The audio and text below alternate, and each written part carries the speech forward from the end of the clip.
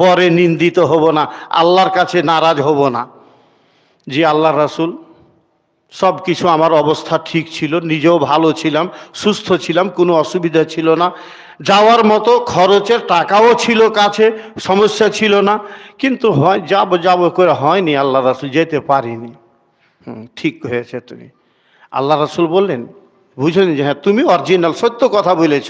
এই করে করে তিনজন এরা আলাদা হলো। আমি এতদূর লম্বা ঘটনা বাড়াচ্ছি, একটু খালি জোর লাগাইবে লেগা। এবার যারা যুদ্ধে যায়নি, আল্লাহর পক্ষ থেকে 50 দিনের বয়কাটের বিধান এলো।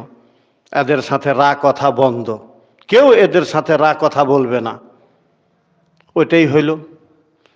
দোগাছির হাটে এত মানুষ, হাজি সাহেবকে চিনি, মাস্টার সাহেবকে চিনি, উনাকে চিনি, দেখা হয়েছে, সালাম দিছি, তো সালামের জবাবটা দিলে কিনা, ঠোঁর খান লড়লো কিনা এটাও বুঝতে পারি না, এমনভাবে সব সেমটে গেল। আল্লাহু আকবার। চারটিখানি কথা আপনি ভাবিয়েন না, প্রসঙ্গত ঘটনাটাই শুনেন। বিরাট ব্যাপার, কঠিন ব্যাপার, কেমন করে দিন কাটাই, কতদিন বা এমনি করে থাকতে হইবে, মানুষের একটা অস্বস্তি বোধ হয় না। একে দুয়ে 40 দিন পার হয়ে গেল, এখন পর্যন্ত বয়কট হয়েই চলছে। কাব রাদিয়াল্লাহু তাআলা আনহু বলছেন, আমার একটা good friend, best friend Abu Qatada, ওর একটা বাগান ছিল।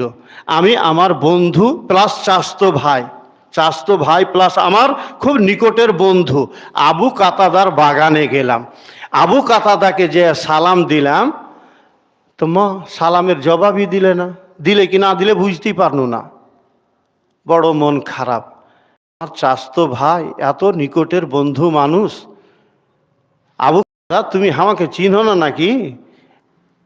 আজি কথা কহ কিছু, এত তোমার ঘনিষ্ঠ বন্ধু, তুমি আমার ঘনিষ্ঠ বন্ধু, তুমি কি জানো না যে আমি আল্লাহ রাসূলকে কতখানি ভালোবাসি? তারপরেও তুমি কাটছো না আমার সাথে।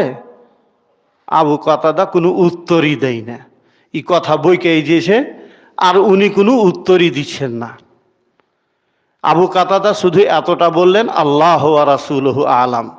তুমি আসলে আল্লাহর রাসূলকে ভালোবাসো কিনা এটা আমি জানি না, আল্লাহ ভালো জানেন, তার রাসূল ভালো জানেন। শুধু এইটুকুন বললেন, আর কোনো কথা বললেন না। বড় মন খারাপ। আবার ওখান থেকে বেরিয়ে চলে গেলেন। করতে করতে 40 দিন পার হয়ে গেল। দ্বিতীয় দফায় এবার আল্লাহর কাছ থেকে অর্ডার আসছে, স্ত্রী থেকে সবাই আলাদা হয়ে যাও, স্ত্রীর সাথে ওরা কথা বলা চলবে না, আর বন্ধ।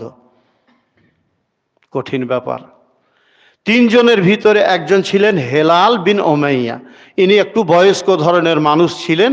উনার স্ত্রী আল্লাহর রাসূলের কাছে যেয়ে আবেদন করলেন, আল্লাহর রাসূল আমার স্বামীটা একটু কমজোর দুর্বল মানুষ, রেঁধে বেড়ে নিজে খেতে পারবে না, তো কমপক্ষে আমাকে রেঁধে বেড়ে খাওয়ানোর পারমিশনটা দেন আপনি। ও এরকম ব্যাপার, তো যাও ঠিক আছে, তুমি রেঁধে বেড়ে খাওয়াইও, কিন্তু বেড শেয়ার করবে না। মানে স্বামী স্ত্রীর যেটা গোপন সম্পর্ক, সেই সম্পর্কে জড়াইতে পারবে না, মানে মিলন করতে পারবে না। বাকি কাপড় খেঁচে দিবে, রেঁধে বেড়ে খাওয়াইবে, চা করে দিবে, এইগুলোতে কোনো অসুবিধা নেই। অর্ডার থাকলো। কাব বিন মালিক রাদিয়াল্লাহু তাআলা আনহু হাট্টা গাট্টা জুয়ান মানুষ। উনার স্ত্রী বলছেন যে, যাও না জি গুধার বাপ, তুমিও আল্লাহর রাসূলের কাছ থেকে একটু অর্ডারটা করিয়ে এলাম, যেমন হেলালের স্ত্রী করলে। তাহলে না রে, আমি আল্লাহর রাসূলের কাছে ছোট হইতে যাব না, মুখ খুলে কইতে যাব না, যা হয় হবে, তুই চল যা তোর মায়ের বাড়ি, আমি একলাই থাকবো, কিন্তু আল্লাহর রাসূলকে আমি বলতে যাব না যে আমার স্ত্রীকে আমার কিছু কাজ করার জন্য ছাড় দেন বা পারমিশন দেন, যাব না, বলবো না।